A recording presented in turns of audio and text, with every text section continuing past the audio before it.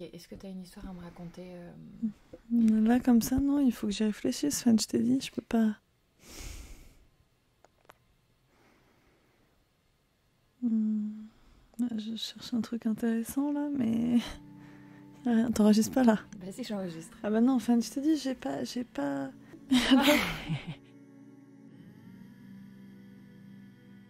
Après le bac, ma sœur a choisi de faire des études de médecine.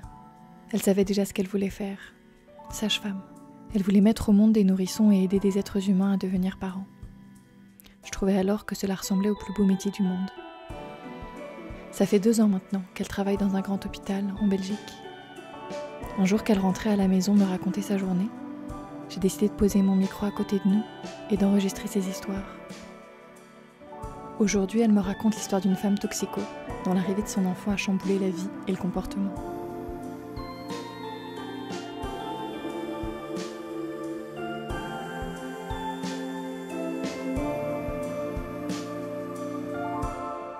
Je t'avais parlé de la maman de Naël. C'était une maman qui était juste un amour, c'est-à-dire c'est la femme la plus souriante que tu peux voir. T'as l'impression que c'est la nana la plus heureuse du monde quand tu la vois. Une fille super jolie, avec des rondeurs, les yeux bleus, enfin hyper pétillante et souriante. Et en fait, c'est une maman qui a consommé énormément de substances pendant sa grossesse, qui a été un peu abandonnée par sa famille.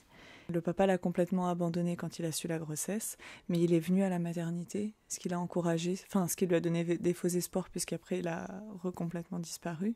Mais sur le moment, ça lui a donné de l'espoir.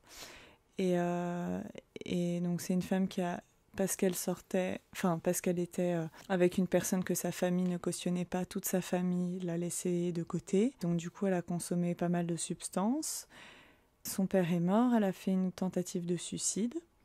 Et la question à la maternité qui se posait, c'était est-ce que cette dame, sachant qu'elle n'est pas stable, est-ce qu'on la fait repartir avec son enfant ou pas ?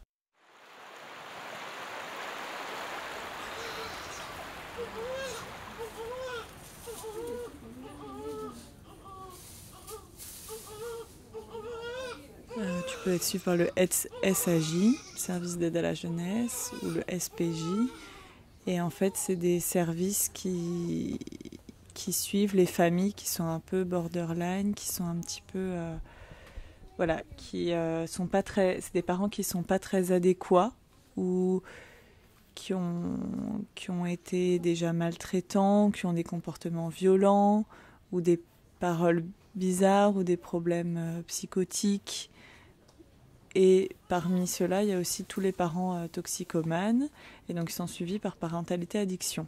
Si tu es encore quelqu'un de trop accro aux drogues, mais que tu es très adéquat avec ton enfant, que tu as des bonnes valeurs et que tu laisseras pas ton enfant voilà, dans sa poussette et tu te barras à la minute à l'autre et que c'est un combat que tu mènes contre l'addiction et tout ça, bah, tu peux aller dans une unité mère-enfant. Il y en a plusieurs en Belgique.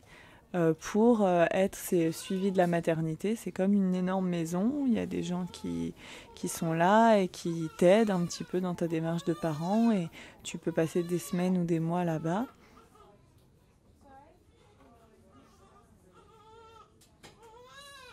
C'est des mamans qui doivent avoir un certain nombre de personnes et du coup qui restent toujours une dizaine de jours à la maternité. Soit ça se passe extrêmement bien, vraiment, et même elle avait une attitude équilibrée pendant la grossesse et elle n'a pas débordé et du coup elle repart avec son enfant, soit c'est très limite et elle part dans une unité mère-enfant, soit dans le pire des cas, elle montre vraiment des signes qu'elle ne va pas savoir gérer son enfant, et dans ces cas-là, il y a plein d'intervenants qui viennent. La sage-femme a son mot à dire évidemment, mais bon, c'est pas elle qui décide, mais elle a son mot à dire si elle a suivi la maman pendant plusieurs jours. Et parfois, dans beaucoup de cas, l'enfant est mis à l'adoption et la maman peut avoir contact avec lui, mais ne pourra pas repartir avec. Plus jamais. Il y a des démarches qui peuvent être faites ensuite si tu as prouvé des choses, mais il y a plusieurs femmes qui ont un ou plusieurs enfants placés, et pas forcément tous. Mais c'est qu'à ce moment-là, elles ont montré que c'était juste pas possible. Enfin, elles n'étaient pas en mesure de s'occuper de cet enfant. Et il y en a même qui sont demandeuses, on ne leur arrache pas les enfants comme ça. Il y en a qui le disent, qu'elles ne pourront pas s'en sortir. Et donc cette maman, Elle est arrivée comment? Quand elle est arrivée à la maternité, tout le monde disait mais avec tout ce qui s'est passé, tous ses antécédents, tout ce qui s'est passé, elle n'est juste pas en mesure de rentrer avec son enfant. Mais les derniers mois, elle consommait plus que du cannabis. Donc il y avait un progrès entre guillemets. Et voilà, et elle a vraiment montré qu'elle était très attachée à ce petit, qu'elle était extrêmement adéquate, qu'elle était très préoccupée, que tout tournait autour de son enfant, très préoccupée de son bien-être, de s'il se sentait bien, s'il avait pas mal au ventre, si elle faisait bien les choses. C'était vraiment une femme extrêmement aimante et douce et attentionnée envers son enfant. Et dès qu'elle allait fumer en bas, elle nous déposait son enfant. Au bureau, elle ne le laissait pas comme ça. Dans la chambre, elle venait nous dire s'il avait bien mangé, ce qu'il avait fait. Et même les moments où elle a craqué, où elle pleurait, c'était parce qu'elle avait des doutes par rapport à sa famille et qu'elle se sentait seule.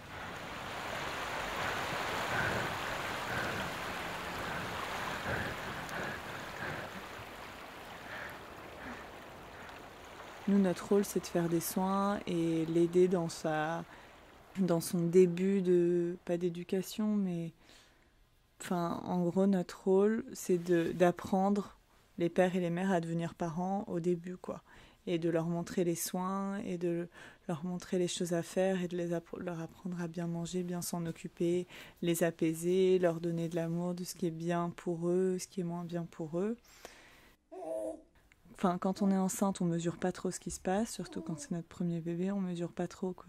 On mesure pas trop qu'on a quelque chose de vivant et qu'on va aimer plus que tout. Et elle, finalement, une fois que le bébé était là, elle était anxieuse, certes, mais elle était assez souriante et ouverte. Elle posait plein de questions. Et donc, du coup, c'était chouette parce qu'en fait, on a tout de suite conversé, on s'est tout de suite bien entendu. Et en fait, elle avait plein de questions à poser. Elle était demandeuse, elle voulait faire plein de soins. Il y a beaucoup de mamans qui nous disent non, changez-le, faites le bain, faites ça, comme si on était des robots, alors que l'objectif c'est quand même d'autonomiser les mamans. Et elles, enfin les mamans qui sont motivées, intéressées et qui sont aussi, comment on peut dire ça, qui sont aussi investies par rapport au bien-être de leur enfant, bah nous ça nous fait plaisir et du coup le contact passe toujours super bien et elle avait besoin d'avoir un petit peu de voir la même tête tous les jours. Elle a eu 2-3 sages-femmes référentes avec qui elles étaient et elles nous faisaient confiance et surtout on passait tout notre temps à la féliciter, lui dire à quel point elle faisait bien les choses et qu'elle devait être fière d'elle et évidemment qu'on a appuyé face à parentalité addiction et au SAG, on a appuyé le fait qu'on trouvait qu'elle était super adéquate avec son enfant et que ça se passait super bien, quoi. Ils l'ont vu bien sûr eux-mêmes avec les petites consultations quand ils venaient à la maternité, mais vraiment, enfin nous on a appuyé ça, quoi.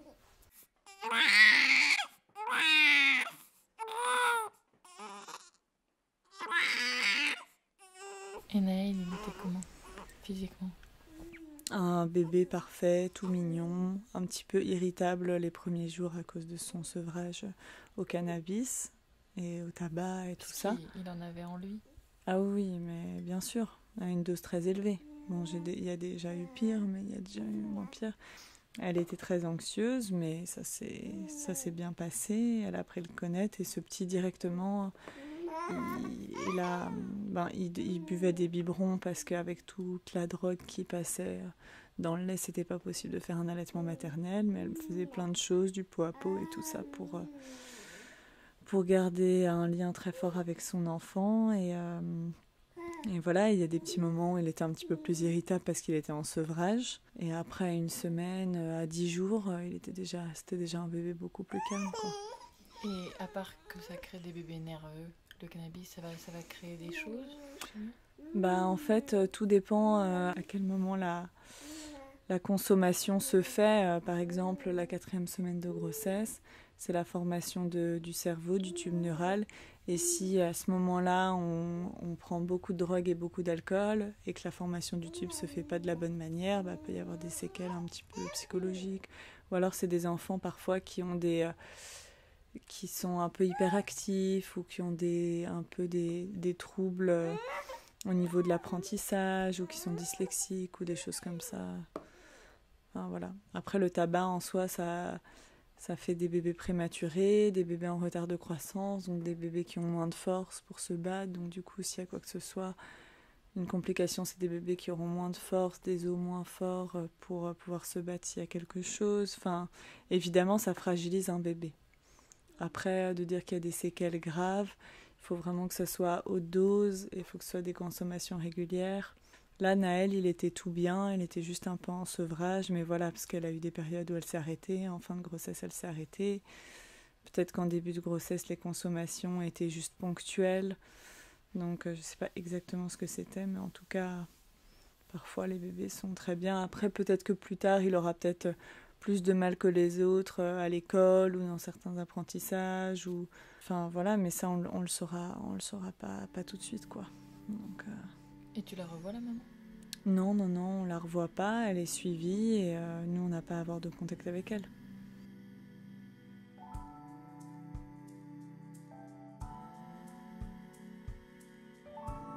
Vous venez d'écouter Chronique de femmes sages, épisode 1 où l'on raconte l'histoire de Naël. Produit et réalisé par Fan Montet avec la musique de Gabriel Régnier.